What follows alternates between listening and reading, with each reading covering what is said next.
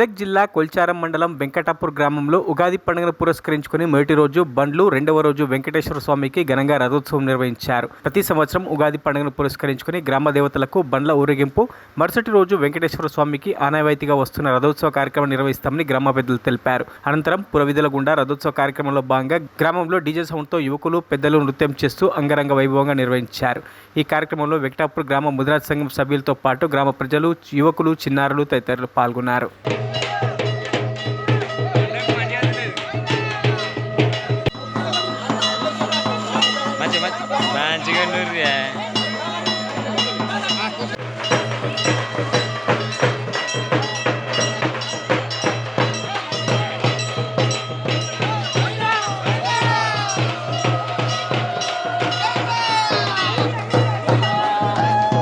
మరిన్ని అప్డేట్స్ కోసం మా ఛానల్ని సబ్స్క్రైబ్ చేయండి.